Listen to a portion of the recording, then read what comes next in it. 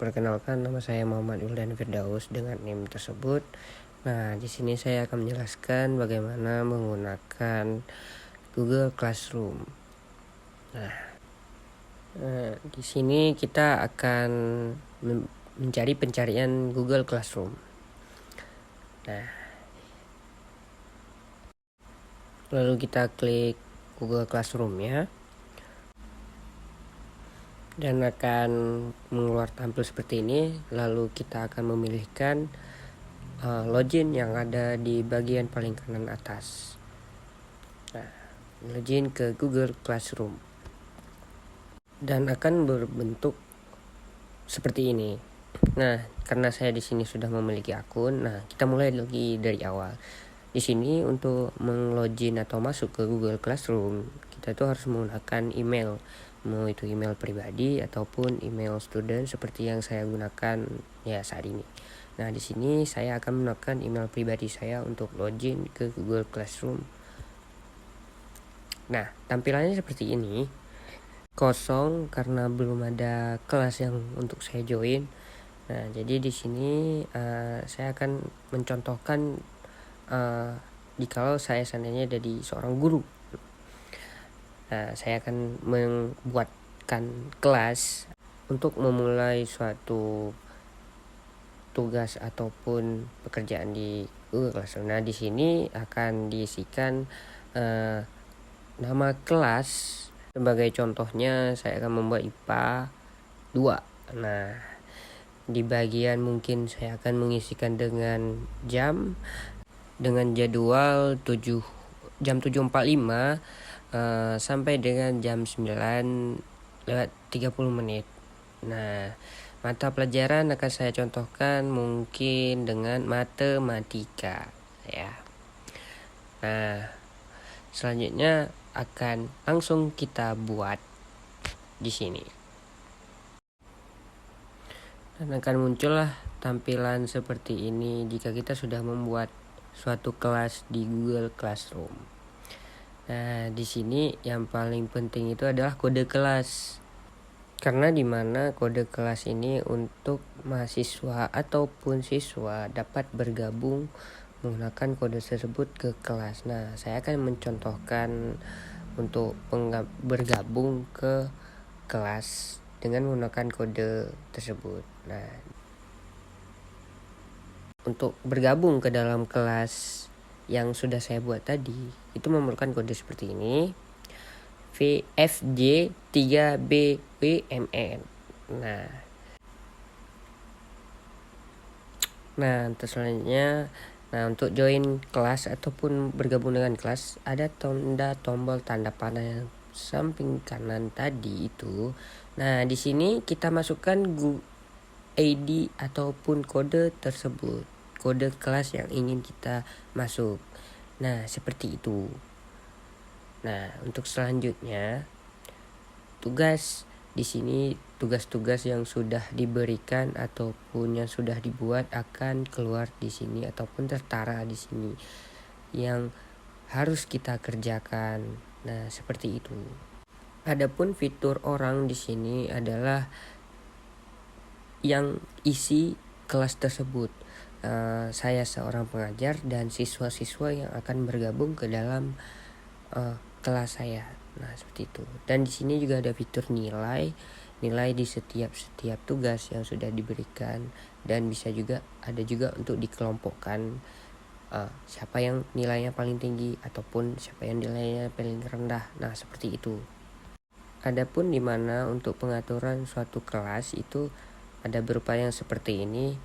Nah, jika ingin memudahkan untuk bergabung, bisa menggunakan link undangan, dan juga di sini kodenya bisa diganti tidak harus sesuai apa yang telah tertara seperti itu di sini.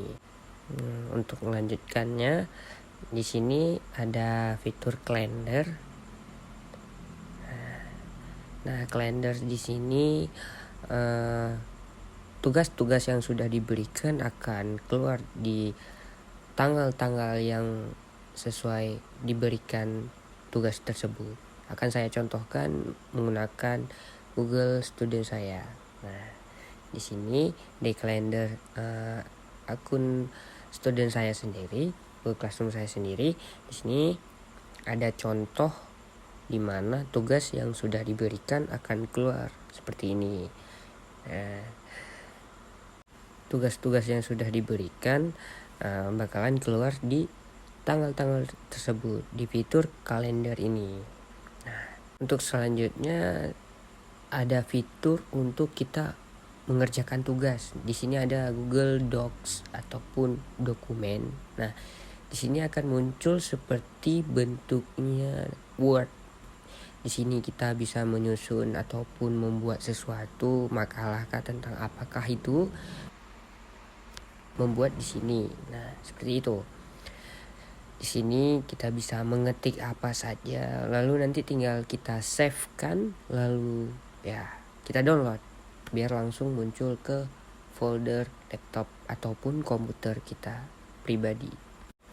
Nah, untuk penyerahan tugas di sini saya mencontohkan suatu tugas yang sudah saya serahkan. Nah, di sini contohnya seperti ini. Tutorial sederhana menggunakan Google Classroom. Nah, ini contohnya saya sudah menyerahkan tugas saya kepada dosen saya. Begitu dengan mudahnya kita bisa melakukan pelajaran ataupun belajar secara daring melalui Google Classroom. Nah, tinggal diserahkan dosen ataupun guru pengajar tinggal menerima tugas-tugas yang sudah kita serahkan. Seperti itu. Di sini saya akan melanjutkan akan membuat suatu tugas untuk mahasiswa ataupun siswa yang sudah bergabung ke kelas saya. Nah, kita di sini ada fitur tugas, akan saya lanjutkan langsung membuat suatu contoh soal ataupun Google Form supaya bisa diselesaikan oleh siswa ataupun mahasiswa yang sudah masuk ke dalam kelas saya. Nah, ini tugas yang sebagaimana contoh yang saya berikan dalam berupa Google Form. Nah, kita klik kirim. Nah, di sini ingin mudah untuk mengirimkan tugas tersebut, kita tinggal menggunakan link. Nah, seperti ini linknya, kita persingkat link biar mudah. Nah, kita salin, lalu kita bagikan ke dalam kelas tersebut yang sudah diisi oleh mahasiswa ataupun siswa yang lain. Nah, untuk menempelkan atau membagikan link, di sini ada fitur untuk membagikan ataupun menambahkan link. Nah, jika link Google Form tersebut sudah ditempelkan atau ditambahkan di tugas, nah di sini saya akan membuatkan batas jatuh tempo ataupun deadline-nya. Di sini akan saya buat tanggal 30. Saya cuman memberikan 2 hari untuk mengerjakan tugas tersebut. Nah, jangan lupa mencentang tutup pengumpulan tugas setelah batas waktu. Jangan lupa kita membuat judulnya. Mungkin akan saya isikan dengan selesaikan tugas tersebut. Nah, lalu tinggal kita klik tugaskanlah, dan akan muncullah dengan bentuk seperti ini.